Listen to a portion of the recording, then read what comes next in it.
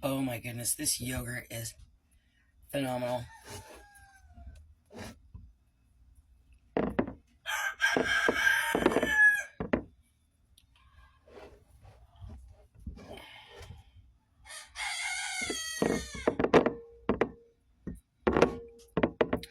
So I let this batch go about 4 hours longer than I normally do. I let this one go for 28 hours.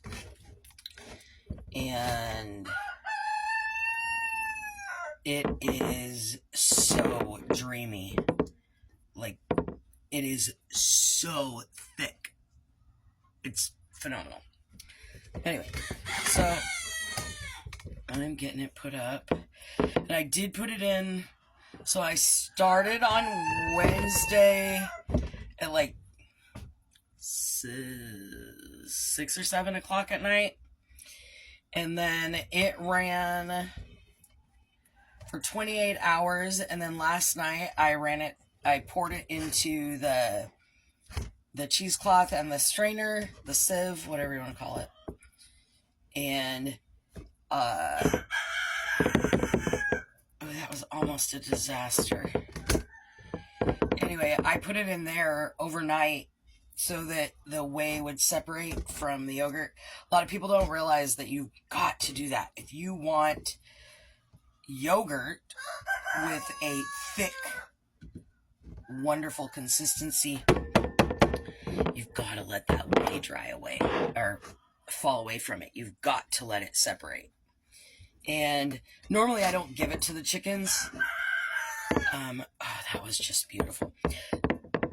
Normally I don't give it to the chickens. Normally I just use it to make bread or mix it into something I'm creating in the kitchen. But I thought I would give the ducks and the chickens a treat.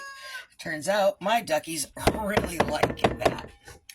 They absolutely enjoyed the whey. And I would love to be able to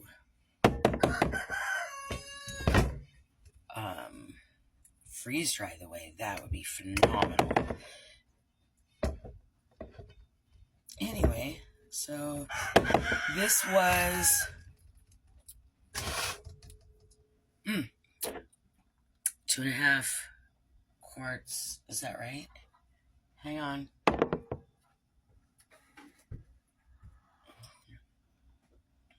Okay, so a half gallon of milk has made this beautiful yogurt. And because it is just me right now, yogurt's yummy. Make some. You don't know how? Super simple. Super simple. Anyway, being that it's just me right now, this is enough for about... Oh, I don't want to be... Well, this is a yogurt. And, my jar isn't super tiny. I can't reach the back of it.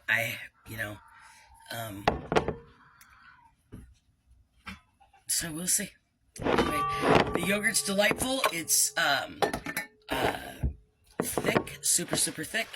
I do not put a sweetener in this. I sweeten it with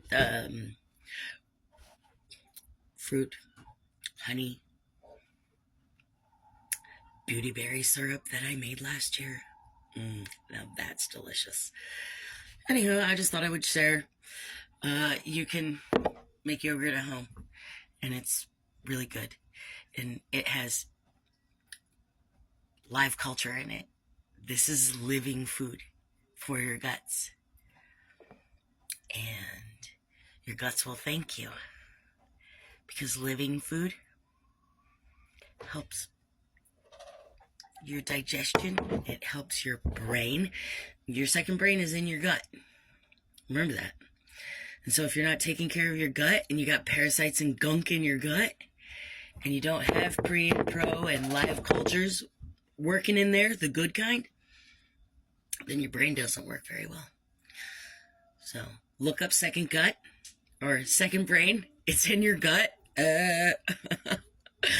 Anyway, I love you, and I'm glad you're here with me.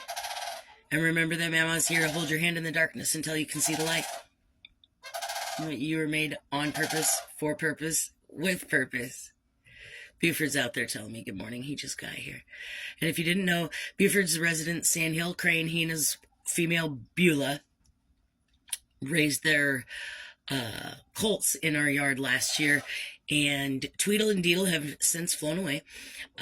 Buford was entangled in someone's fishing line, and it auto-amputated his foot right at that bottom joint. So the cool thing about sandhill cranes, they have a very low rate of infection, so they very rarely get infections from damage. There are dozens and dozens of sandhill cranes missing entire legs. And they get on really well. There, you'll see them all over in Orlando. People just run them over. I don't know how you run over and don't see a 5-foot tall bird, but I mean, you know, they're as tall as I am. And so, and they're not like invisible. They're silvery gray with a bright red mark on their head. I mean, unless you aren't paying attention, you can't miss them. So anyway, I love you. Have a great day. See what else I can come up with. Oh, we're gonna make, I forgot. So we are going to make our own, you know, the company with the little glove, and he makes dinner from a box. We're going to make those without the toxic poison, without all of the rubbish. We're going to make those, and your family's going to like them. They're going to taste great. This is tried and true. My kids ate it. They love it. Can't tell that it's not from a box. My grandchildren, they ate it, and they liked it a lot. And so we are going to do that. And we're going to make some of our own box dinners, but we're going to put them in jars. Okay, we're going to put our box dinners in jars.